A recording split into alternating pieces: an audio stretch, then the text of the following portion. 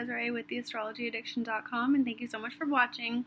We're real intimate today, so I appreciate you guys coming by, but I wanted to get this video out really quickly because everyone is really on the We Love Cardi, We Love Nicki train, and I just thought that it was really interesting. You know, they always pin women against each other, so I want to do a reading first on Cardi and her astrological chart. So Cardi B is a Libra sun and an Aries moon. She was born actually on a full moon. Her sun was at 18 degrees of Libra and her moon was at 7 degrees of Aries. Now, when you're born on a full moon, this is really a time when the energy of the collective has really came to a culmination. Things that you've been working on are really coming to fruition. And it really presents Cardi as a warrior type of woman. You know, she's ready to take on any kind of a challenge that she's given. And her Mars in Cancer is actually square to her sun and square to her moon and opposite to Uranus and Neptune. So she has a grand cross in her chart. I have a grand cross in my chart as well in the cardinal signs.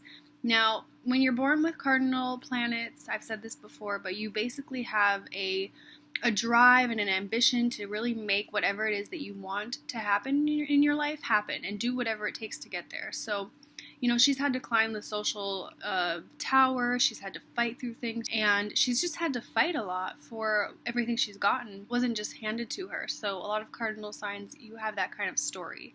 And it being that her sun is Libra and her moon is Aries, the fighter energy is very, very strong. She has a Aries moon, which means she is a, you know, fiery, quick to pop off and say things, quick to speak her mind, very passionate, emotional, lustful, sexy woman. I wish we knew her rising sign. If anyone has her birth time, let me know. But she's also Venus and Mercury in Scorpio, and her Venus is conjunct to Pluto at 20 and 21 degrees of Scorpio. So she has an intense, you know, nature as well for digging deep into the subconscious, making those connections with people on a real level, wanting that rawness from people, and not afraid to go there, not afraid to push the limits of society and push the limits of what people think about her, what people, you know, what they want from her. She is not scared of a challenge at all. And, you know, this is actually trying to her Mars in Cancer.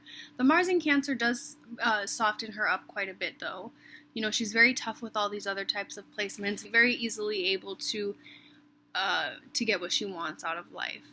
But she's also presented with a lot of challenges. And the Cancer Mars is definitely more challenging for her.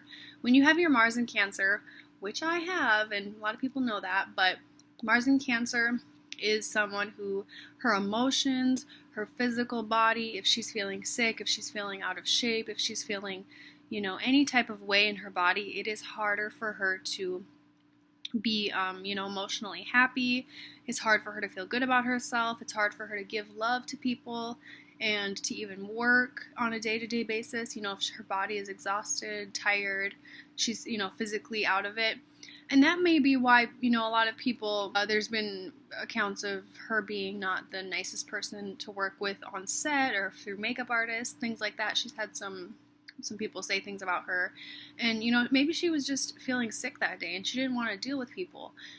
You know, it's also a mother bear aspect when you have your Cancer Mars, because you're very protective of yourself. You're very protective of the people you love, people close to you, your children.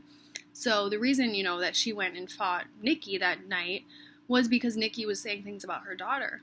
You know, that's the line that you don't cross with someone with a Cancer placement. You don't talk about their family. That's where they will literally do anything, whatever it takes to hurt you. And it's also opposite to Uranus and Neptune. I have this as well. We can kind of do things physically that people just don't understand. We can act in ways that are a little bit crazy, and we're not really in touch with how we're behaving sometimes.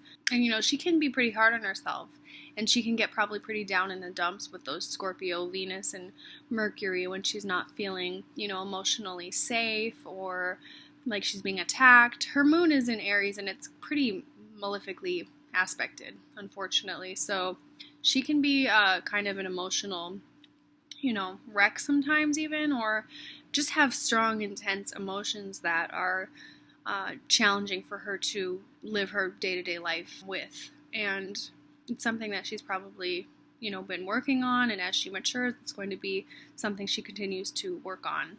But that is my little mini reading here for Cardi B.